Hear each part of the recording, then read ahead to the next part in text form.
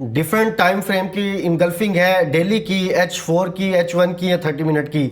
इस time market के अंदर कौन सी इनगल्फिंग ज़्यादा परफेक्ट काम कर रही है, किसके ऊपर जो है वो काम करना चाहिए, इस हवाले से बहुत सारे क्वेश्चन जो है वो आते रहे हैं पिछले कुछ डेज के अंदर। तो मैं इसके ऊपर स्पेशली जो है वीडियो बना रहा हूँ, क्योंकि आपने देखा है कि पहले आपकी 30 मिनट की इनगल्फिंग भी बहुत परफेक्ट काम कर रही होती थी। इवन कि H1 की, या आप H1 से 15 मिनट के अंदर जाते थे तो वो बहुत परफेक्ट काम कर रही होती थी। मैंने फिर इसके अंदर आपको बताया कि आप मिनिमम 4 टाइम फिल्टर जो है वो इनगल्फिंग के अंदर जाएं, और उसके ऊपर जाके अगर आप ट्रेड करेंगे तो फिर आपकी ये इनगल्फिंग जो है वो अच्छा काम कर सकती है, और उसकी एक्यूरेसी जो है वो आज की डेट के अंदर जो है वो आपको अच्छी मिल सकती है। अब इसके अंदर किस तरह से होगा, बहुत सिंपल है। इसको मैं नेक्स्ट लेके जाता हूं। यहां पर देखें, ये एक डेली की इनगल्फिंग बाय है, जहां पर ये बनी होगी, फ्रेश होगी। आपने इसको इस तरह से मार्क कर लेना है, जिस तरह से यहां पर ग्रीन मार्किंग हुई है इसकी, ठीक है। और उसके बाद इसको आपने H4 के ऊपर ले जाना है।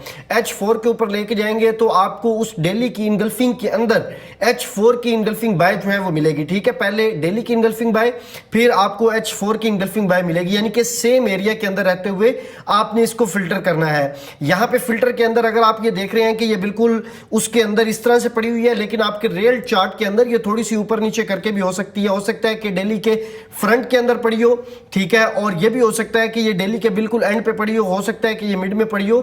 इस तरह से आपने ये चीज माइंड के अंदर रखनी है। फिर इसको आपने मार्क करके H4 को H1 के अंदर आ जाना है। H1 के एरिया के अंदर अंदर रहते हुए आपने H1 को मार्क कर लेना है, सॉरी H4 के एरिया के अंदर रहते रहते H1 को मार्क कर लेना है, जो भी उसके अंदर इनगल्फिंग बाय पड़ी होगी।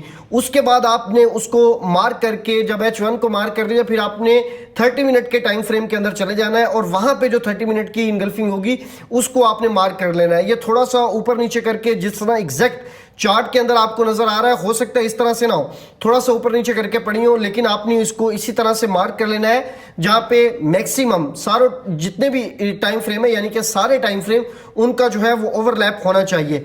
अब इसको मार्क कर लिया। अब जो मोस्ट हाईलाइटेड आपका एरिया है 30 मिनट का, उसको येलो लाइन आप देख रहे होंगे कि यहां पर जो है वो लग गई है। ये इसका जो है वो सबसे ज्यादा हाईलाइटेड एरिया है, ये सबसे ज्यादा ओवरलैप एरिया है।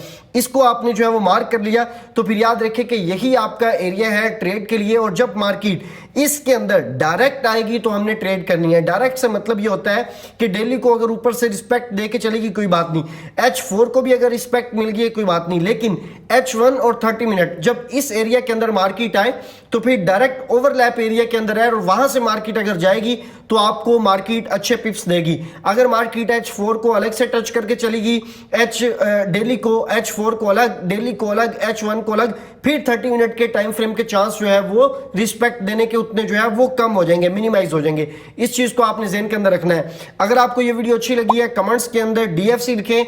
ग्रुप में आना चाहते हैं, लिंक ट्री का लिंक बायो के अंदर है, वहां पर जाएं और आप जो है वहां पे जाके वीडियो देख लें। अगर आपको लिंक काम नहीं कर रहा तो ठीक है, लिंक ट्री के अंदर वीडियो मौजूद है, वहां पर तरीका है, और उसके थ्रू आप मेरे ग्रुप के अंदर आ जाएंगे, जहां मैं इनगल्फिंग से रिलेटेड आइडियाज शेयर करता रहता हूं। Thank you very much.